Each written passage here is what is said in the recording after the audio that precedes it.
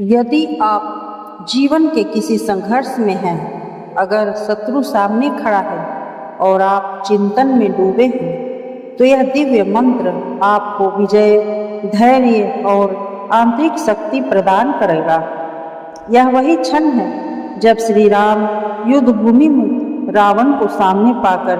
एक पल के लिए मौन और चिंतनशील हो गए थे, और उसी पल प्रकट हुआ एक दिव्य संदेश जो आज भी हर युद्धरत आत्मा के लिए आशा की किरण बन सकता है। अब सुनिए वह। तत्तो युद्ध परिश्रांतम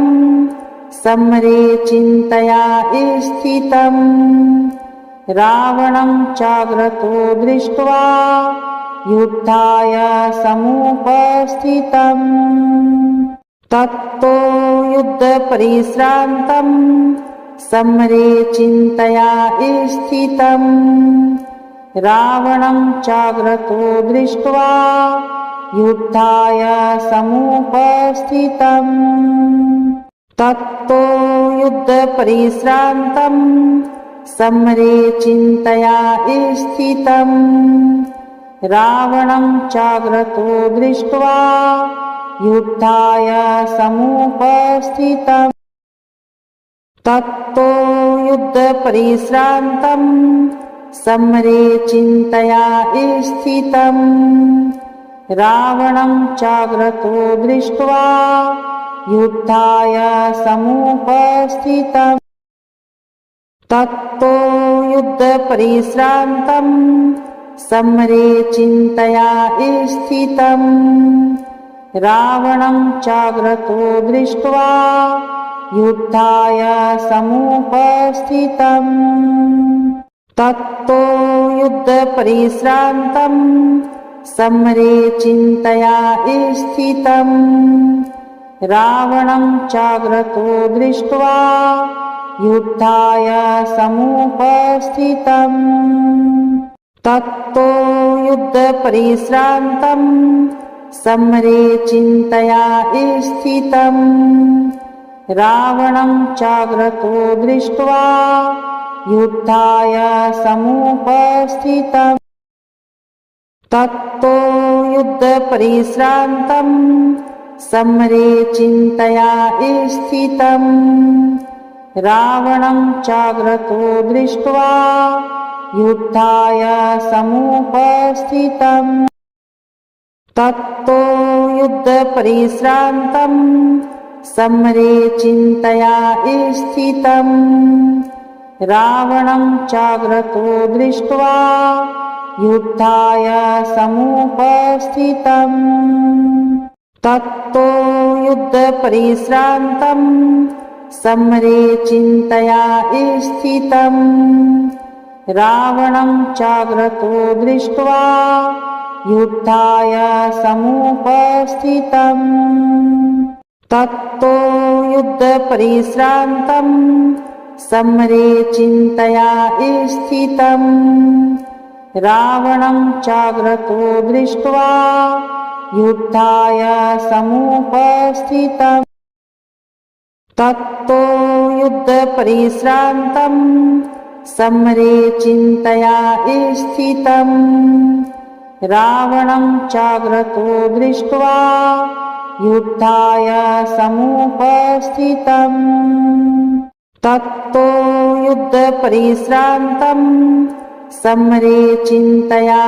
स्थितं रावणं चाग्रतो दृष्ट्वा युद्धाय समुपस्थितम्। तत्तो युद्ध परिश्रांतं समरे चिंतया स्थितं रावणं चाग्रतो दृष्ट्वा युद्धाय समुपस्थितम्। तत्तो युद्ध परिश्रांतं समरे चिंतया स्थितं रावणं चाग्रतो दृष्ट्वा युद्धाय समुपस्थितम्। तत्तो युद्ध परिश्रांतं समरे चिंतया स्थितं रावणं चाग्रतो दृष्ट्वा युद्धाय समुपस्थितम् तत्तो युद्धपरिश्रान्तं समरे चिन्तया स्थितम् रावणं चाग्रतो दृष्ट्वा युद्धाय समुपस्थितम् तत्तो युद्धपरिश्रान्तं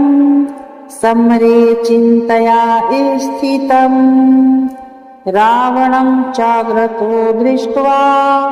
युद्धाय समुपस्थितम् तत्तो युद्धपरिश्रान्तं समरे चिन्तया स्थितम् रावणं चाग्रतो दृष्ट्वा युद्धाय समुपस्थितम् तत्तो युद्धपरिश्रान्तं समरे चिन्तया स्थितम् रावणं चाग्रतो दृष्ट्वा युद्धाय समुपस्थितम् तत्तो युद्धपरिश्रान्तं समरे चिन्तया स्थितम् रावणं चाग्रतो दृष्ट्वा युद्धाय समुपस्थितम् तत्तो युद्धपरिश्रान्तं समरे चिन्तया स्थितम् रावणं चाग्रतो दृष्ट्वा युद्धाय समुपस्थितम् तत्तो युद्धपरिश्रान्तं समरे चिन्तया स्थितम् रावणं चाग्रतो दृष्ट्वा युद्धाय समुपस्थितम् तत्तो युद्धपरिश्रान्तं समरे चिन्तया स्थितम् रावणं चाग्रतो दृष्ट्वा युद्धाय समुपस्थितम् तत्तो युद्धपरिश्रान्तं समरे चिन्तया स्थितम् रावणं चाग्रतो दृष्ट्वा युद्धाय समुपस्थितम् तत्तो युद्धपरिश्रान्तं समरे चिन्तया स्थितम् रावणं चाग्रतो दृष्ट्वा युद्धाय समुपस्थितम् तत्तो युद्धपरिश्रान्तं समरे चिन्तया स्थितम् रावणं चाग्रतो दृष्ट्वा युद्धाय समुपस्थितम् तत्तो युद्धपरिश्रान्तं समरे चिन्तया स्थितम् रावणं चाग्रतो दृष्ट्वा युद्धाय समुपस्थितम् तत्तो युद्धपरिश्रान्तं समरे चिन्तया स्थितम् रावणं चाग्रतो दृष्ट्वा युद्धाय समुपस्थितम् तत्तो युद्धपरिश्रान्तं समरे चिन्तया स्थितम् रावणं चाग्रतो दृष्ट्वा युद्धाय समुपस्थितम् तत्तो युद्धपरिश्रान्तं समरे चिन्तया स्थितम् रावणं चाग्रतो दृष्ट्वा युद्धाय समुपस्थितम् तत्तो युद्धपरिश्रान्तं समरे चिन्तया स्थितम् रावणं चाग्रतो दृष्ट्वा युद्धाय समुपस्थितम् तत्तो युद्धपरिश्रान्तं समरे चिन्तया स्थितम् रावणं चाग्रतो दृष्ट्वा युद्धाय समुपस्थितम् तत्तो युद्धपरिश्रान्तं समरे चिन्तया स्थितम् रावणं चाग्रतो दृष्ट्वा युद्धाय समुपस्थितम् तत्तो युद्धपरिश्रान्तं समरे चिन्तया स्थितम् रावणं चाग्रतो दृष्ट्वा युद्धाय समुपस्थितम् तत्तो युद्धपरिश्रान्तं समरे चिन्तया स्थितम् रावणं चाग्रतो दृष्ट्वा युद्धाय समुपस्थितम् तत्तो युद्धपरिश्रान्तं समरे चिन्तया स्थितम् रावणं चाग्रतो दृष्ट्वा युद्धाय समुपस्थितम् तत्तो युद्धपरिश्रान्तं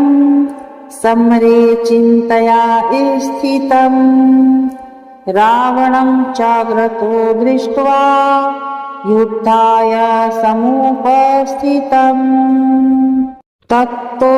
युद्धपरिश्रान्तं समरे चिन्तया स्थितम् रावणं चाग्रतो दृष्ट्वा युद्धाय समुपस्थितम् तत्तो युद्धपरिश्रान्तं समरे चिन्तया स्थितम् रावणं चाग्रतो दृष्ट्वा युद्धाय समुपस्थितम् तत्तो युद्धपरिश्रान्तं समरे चिन्तया स्थितम् रावणं चाग्रतो दृष्ट्वा युद्धाय समुपस्थितम् तत्तो युद्धपरिश्रान्तं समरे चिन्तया स्थितम् रावणं चाग्रतो दृष्ट्वा युद्धाय समुपस्थितम् तत्तो युद्धपरिश्रान्तं समरे चिन्तया स्थितम् रावणं चाग्रतो दृष्ट्वा युद्धाय समुपस्थितम् तत्तो युद्धपरिश्रान्तं समरे चिन्तया स्थितम् रावणं चाग्रतो दृष्ट्वा युद्धाय समुपस्थितम् तत्तो युद्धपरिश्रान्तं समरे चिन्तया स्थितम् रावणं चाग्रतो दृष्ट्वा युद्धाय समुपस्थितम् तत्तो युद्धपरिश्रान्तं समरे चिन्तया स्थितम् रावणं चाग्रतो दृष्ट्वा युद्धाय समुपस्थितम् तत्तो युद्धपरिश्रान्तं समरे चिन्तया स्थितम् रावणं चाग्रतो दृष्ट्वा युद्धाय समुपस्थितम् तत्तो युद्धपरिश्रान्तं समरे चिन्तया स्थितम् रावणं चाग्रतो दृष्ट्वा युद्धाय समुपस्थितम् तत्तो युद्धपरिश्रान्तं समरे चिन्तया स्थितम् रावणं चाग्रतो दृष्ट्वा युद्धाय समुपस्थितम् तत्तो युद्धपरिश्रान्तं समरे चिन्तया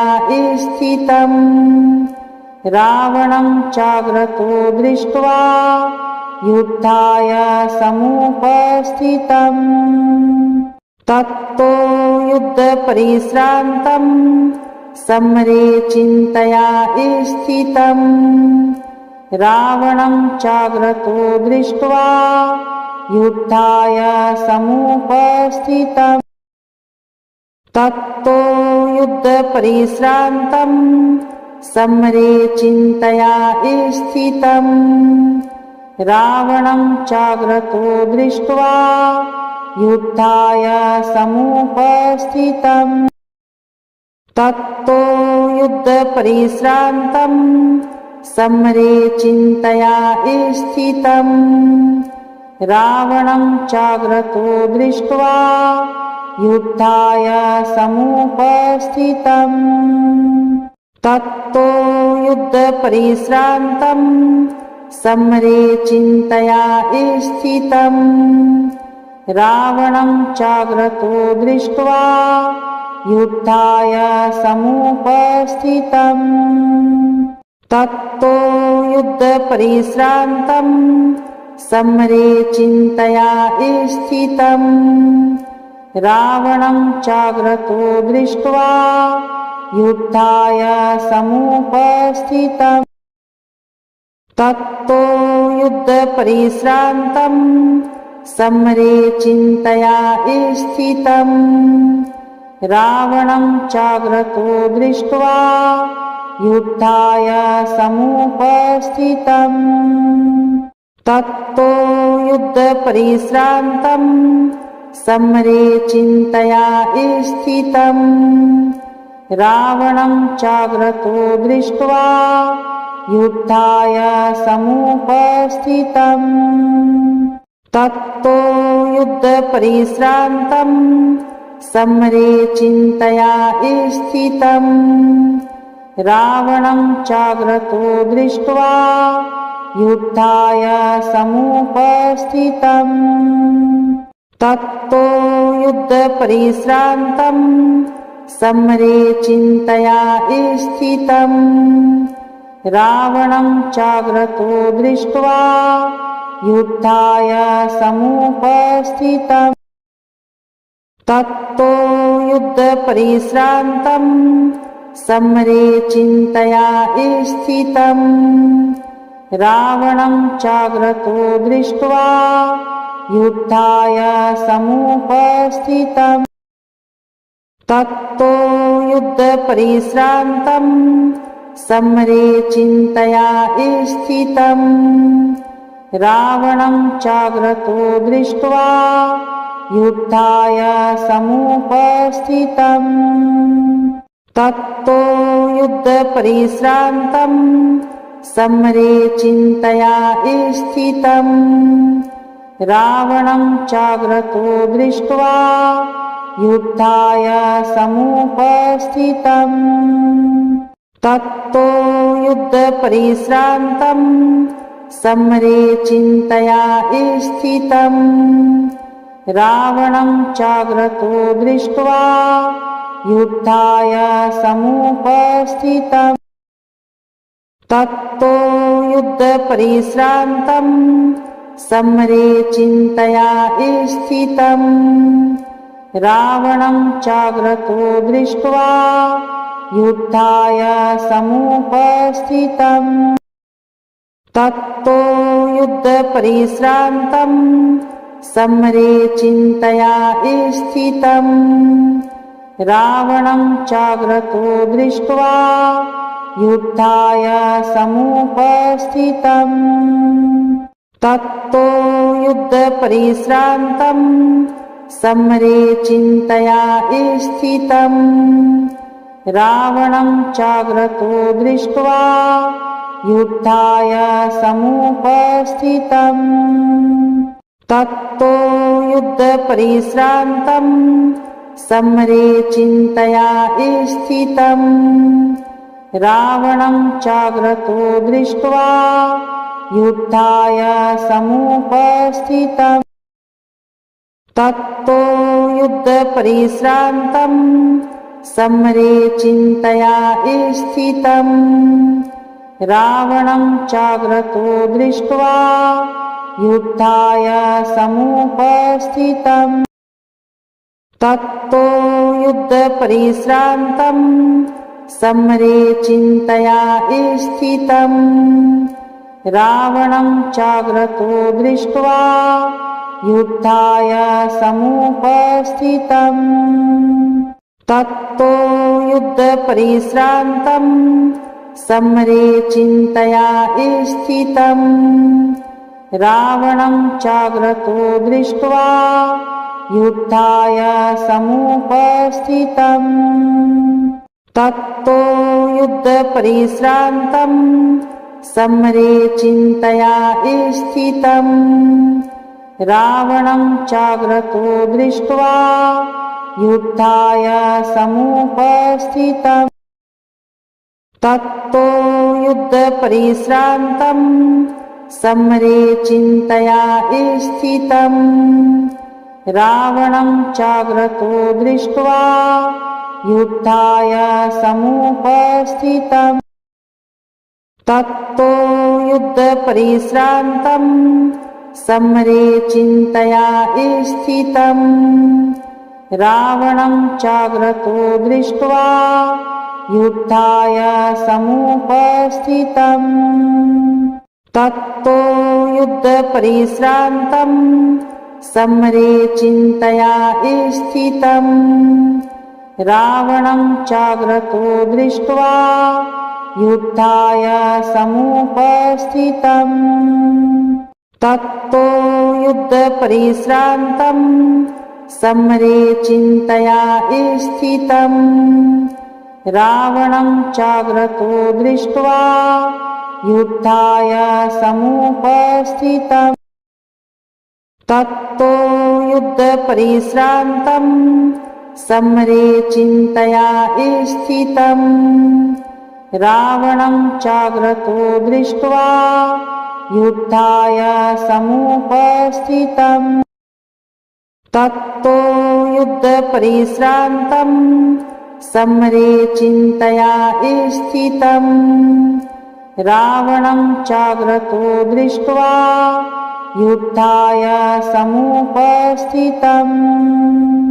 तत्तो युद्धपरिश्रान्तं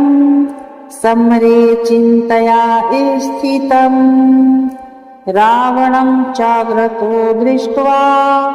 युद्धाय समुपस्थितम् तत्तो युद्धपरिश्रान्तं समरे चिन्तया स्थितम्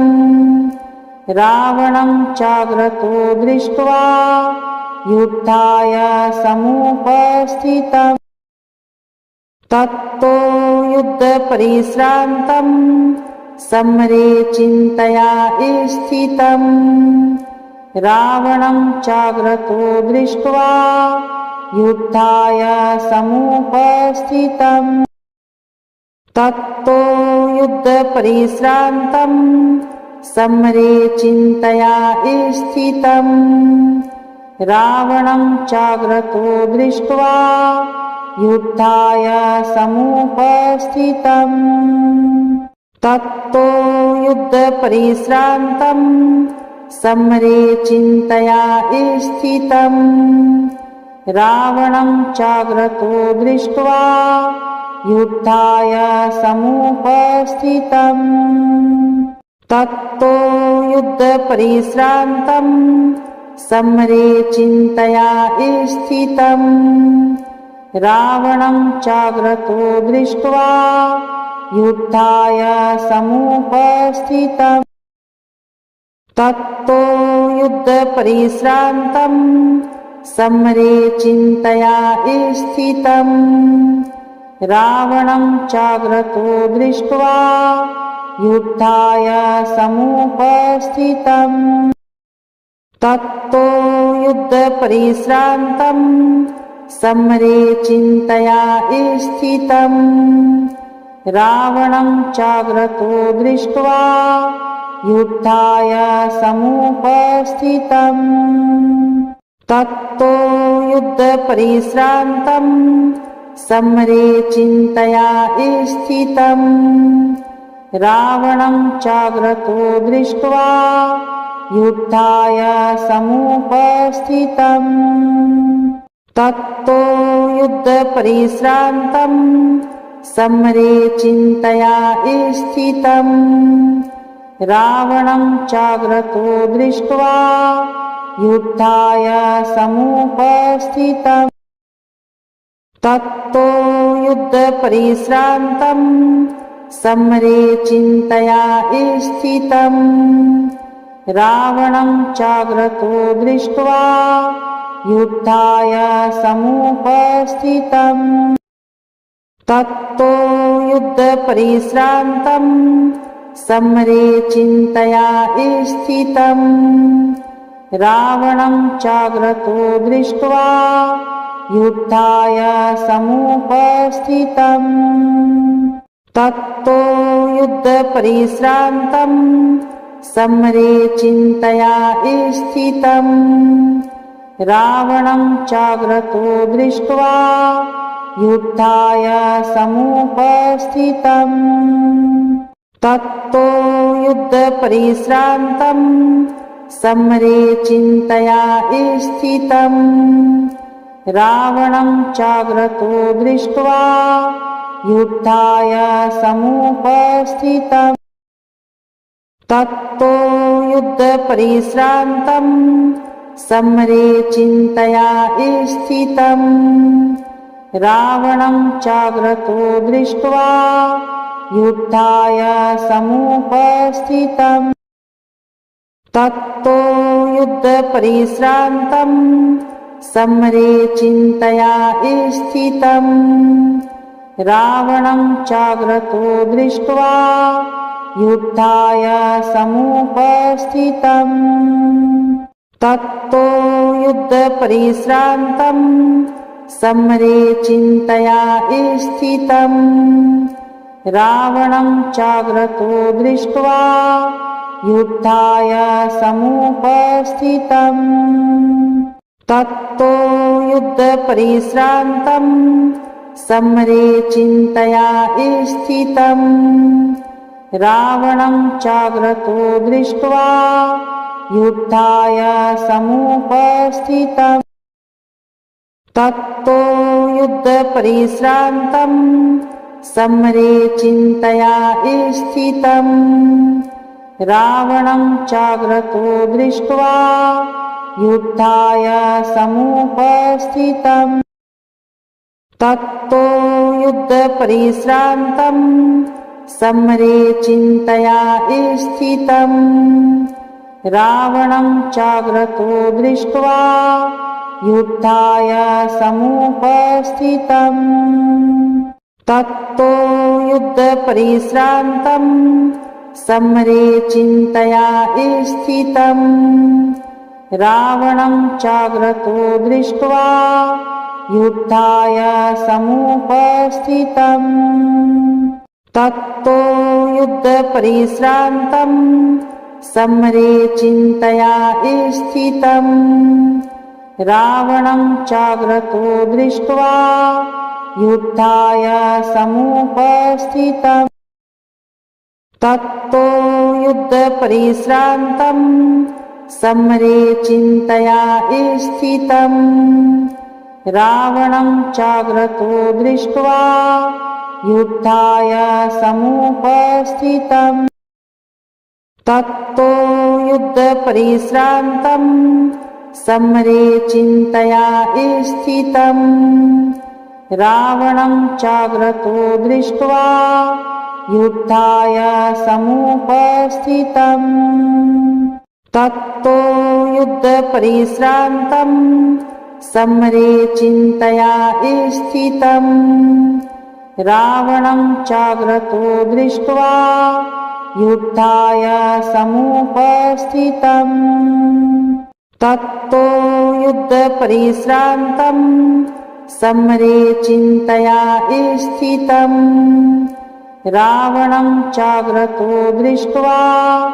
युद्धाय समुपस्थितम् तत्तो युद्धपरिश्रान्तं समरे चिन्तया स्थितम् रावणं चाग्रतो दृष्ट्वा युद्धाय समुपस्थितम् तत्तो युद्धपरिश्रान्तं समरे चिन्तया स्थितम् रावणं चाग्रतो दृष्ट्वा युद्धाय समुपस्थितम् तत्तो युद्धपरिश्रान्तं समरे चिन्तया स्थितम् रावणं चाग्रतो दृष्ट्वा युद्धाय समुपस्थितम् तत्तो युद्धपरिश्रान्तं समरे चिन्तया स्थितम् रावणं चाग्रतो दृष्ट्वा युद्धाय समुपस्थितम् तत्तो युद्धपरिश्रान्तं समरे चिन्तया स्थितम् रावणं चाग्रतो दृष्ट्वा युद्धाय समुपस्थितम्। अर्थात जब श्री राम युद्ध से थके हुए थे और चिंतन में खड़े थे, तभी रावण